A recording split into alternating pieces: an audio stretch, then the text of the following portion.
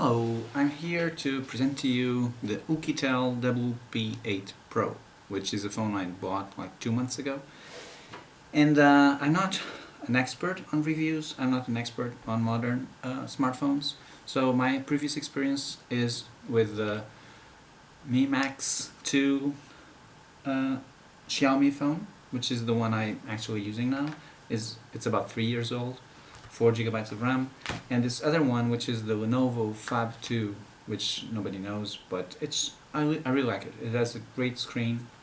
Both of them are called phablets. They have really wide screens, and they're very good for reading, browsing, and etc. And actually, when I bought this phone, because it was so large, I thought that the screen would be as large, but actually it isn't. The screen is very thin, and so it didn't work actually. So I'm going to talk to you about my experience about this phone, because when I tried to buy it, there was none. There was no reviews, anything, only just propaganda, only publicity, showing how the phone is very good at withstanding, water and stuff like that, and scratches. It's like it has a military grade thingy. My review will be very different. I will tell you about my experience with the phone as a phone user. Okay? So the first things I'm going to talk to you about, the good things I like. The good things are, first of all, it has Android 10, which neither of those have. It has excellent battery management, as far as I can tell. It can last for many, many days if you don't use it a lot, because the apps in the background, they get, I don't know, they're just better managed compared to the other phones I have. So the other ones, I have all these apps, chat apps, and they will last like 2 days or 3 days. This one will last like more than a week if I don't use it a lot, but with all the apps working in the background. So I think it's a very good phone in that respect, in terms of battery management. Also, I really like the dark theme of Android 10. I really like the news they have just on the, you just, so this is the desktop, let's say, and just go right or left, and you get the tailored news for you, which I really like. So Android 10 is really good. Another thing, the screen is also good. I like the colors. The phone is fast. So in general, in general use, it's a very good phone. So it has extra things. So you have like the system tools. You have radio. You have recorder. Oh, it also allows you to record audio calls. So this is a problem with some Android 10 phones here in Europe, at least. They cease to allow you to record phone calls. This one allows you to do it. It also comes with a tool bag. Okay, the tool bag, I don't think it's very, very useful, but it has a few things. So it has something like pic hanging, in which you can see whether something is straight or not. Okay, so if you want to see if this picture is straight, you can see it. And it has other apps that do the same thing, which I think they're kind of useless. It has a compass, which works well as far as I can tell. The other thing it has, which is useful, and this will lead us to the bad things, is the sound meter. Okay, so this is the sound meter, and as you can see, it never goes to zero. Why doesn't it go to zero? Well, actually, when you're recording anything, maybe this is just my phone was not working well, but the thing is that it's always making like a hissing noise, like electrostatic or magnetic, or some kind of interference. It's always doing like. So if you're doing a call, you have to talk loudly. You can't really go, oh, hello, how are you, blah blah blah. You can't do this. If you do that, the hissing noise will just go over your voice. So in terms of voice calls and everything you usually use a phone for, if you're a loud talker, it probably won't make any difference. But if you're like me and if you like to talk quietly, then this is probably not a very good choice because of this, because it has also always this hissing noise. The other thing it has is because of the roughed cover, this is all like rubber and stuff. So when you move your finger, look at what happens to the noise meter. You see, it makes like a really scratching noise, like. And when I did my first calls people were like, "Oh, what's that scratching noise?" And it just was me moving my fingers around, you know, like I'm used to do with the other phones, and you don't notice it. But here you do notice it a lot. So that takes some training. Okay, you have to get used to it, to not moving your fingers when you're on a phone call. Okay. So the other thing is, so there's the background noise, there's the scratching noise. Another thing is the picture quality. Okay, so although this phone is new and these ones are old, I think the picture quality of either of the Lenovo or the Xiaomi is better than this one. And particularly, it doesn't have the ability to do. So if I turn on the camera, you can't do a panoramic shot. Like, you know, when you do like a 180-degree shot, you can't do that on this phone. And this is something that I'm really used to. Another thing that it can do is it has two cameras, so you can use the macro thingy. So when you use the macro, it really you can really approach your object, and it will give you a very detailed view. I don't know if you can see it here, but it will give you a very detailed view. You can take pictures like this close, I think. And that in the tool bag, you can also see like a magnifier. So the magnifier uses this ability of the phone to really go up the to read things that are very small or whatever, or if you want to take pictures, it's really good. So I think in terms of camera, I like the macro thing. I don't like the overall picture quality of the phone.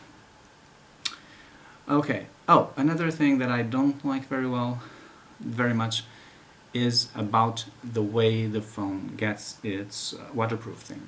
So how is it waterproof? Well, basically it has these rubber caps. Okay. Now I think when I saw this for the first time, I was wondering how long these will last. Now so far they're good. Okay, the phone has 2 months. It's 2 months old. I don't use it much, but I'm just wondering whether, you know, after a year or 2 or 5 years they will be good.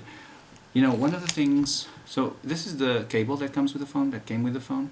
When you put it in the cable, it's a bit. It's not the most straightforward thing to go in. Okay, or maybe it's just me. But in any case, it's always pressing the cable, the cap. Okay, so this has a rubber thing inside. It's always pressing the rubber. So I'm not really sure if after 2 or 3 years this will still be good or not. It's just something that I wonder.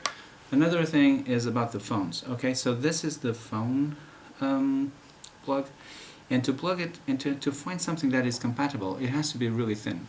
Okay, it can be wider than this one, but not much wider. Okay, so this one will fit perfectly well and without any problems. But if it's a wider plug, you may have problems. Another thing I wonder is if you go to the beach or something, whether sand will compromise the waterproof ability if sand comes into this, because you know it's just a rubber cover. So now everything is clean and stuff, but if it's a dusty environment, or if it's just sand from the beach, maybe it will lose its waterproof abilities. Another thing that you should be aware is that so if I use this to play sound, and if I put it inside water, so let's say let's say I'm listening to this song, okay, you can see this. It's not doing a good sound because it was already inside of the water. Actually, the sound is much better. But when you put it inside the water, you see it has just one speaker, which is this one. But now it's completely filled with water. And if you're not able to take the water off, which is not that easy, it won't retain. Yeah. It won't retain the original sound ability for some time. Okay, so it depends on the quantity of water. This is the second time I'm filming this, so this is why it has water inside. But the phone is completely waterproof. There's no problem with that. The only problem, and this happens with iPhones and everything else, it's just that the water gets into the speaker, and so for some time you won't be able to listen to anything on it. Okay. Uh, so the final thing that I have to say, which is not very good about this phone, is about ergonomics. You know, the way that things are easier not to use. Actually, it took me a while for to. Okay, there's another thing, which is the digital the digital fingerprint sensor is very fiddly. It works well most of the time, but it's not as perfect as the Xiaomi. So the Xiaomi, it will just work all the time, 100%. I don't have a doubt that when I press the button, it will just work. This one is different. Ah, okay. It's asking me for the password. That's why it doesn't allow me. So this one works better. Like it will achieve. It will recognize your fingerprint more than 60 or 70% of the time. But there will be the other 20% or 30% of the time in which it doesn't recognize your fingerprint, and for me that's just irritating because I will never know if the phone, and then you press it and you press it again and you press it again, and it's like, oh, I just don't like it. The face recognition works better than the fingerprint recognition, so that is something that I really, okay, now it worked, but sometimes it works, sometimes it doesn't. So for me that's irritating. Another thing that I don't like, and that when I saw it, I thought it was a good thing, because it has all these buttons. It has, so this is the volume, this is a smart button over here, this is the power button, and this is a sensor for the fingertip. Now, there are a few problems with this. The first thing is that usually the volume is over here, at least on my previous phones it's over here. So this has something here, which is actually the place where you put your SIM card and your your flash card, memory card, but it has a different feeling. So at first, in the first few times I use this phone, I was always going here for the volume, and it's not here, it's on this side. Okay, fair enough, you just change your fingers, it's okay. But the other thing is that because it has all these buttons, whenever you would pick up the phone, and because the buttons are in the middle, it's very easy to accidentally press the buttons. So I configure this for the camera, for the, you can press it like 1 time, 2 times, or long press, and I configured it for lights and camera and all that, and I was always, using the camera, I was always setting off the camera, always setting off the lights without intending to, just because I was pressing this all the time.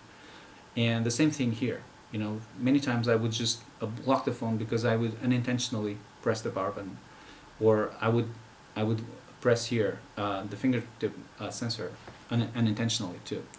So I think in terms of ergonomics, it took me a while to get used to the phone. Now I think my fingers recognize where I can pick up the phone. I know I can pick it here safely. I know that I can pick it here safely. It's like learning how to play an instrument. You have to learn where you can put your fingers without messing up what you're trying to do. So basically, I think that's it. Let's say I talked about the picture quality is not so good. I talked about the noise. I talked about lots of buttons, the long-term longevity. Okay, I think this is basically it. My experience with the Oukitel, I think it's a good phone.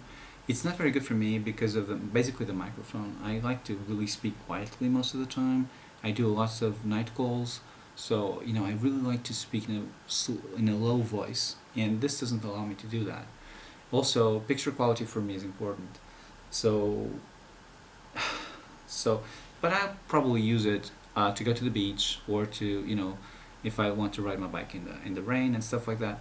So I think I'll keep using it for that, but maybe not for general day use, because I prefer the although older, much wider screen, and also easier to work with the Xiaomi Max 2, which is a very old phone.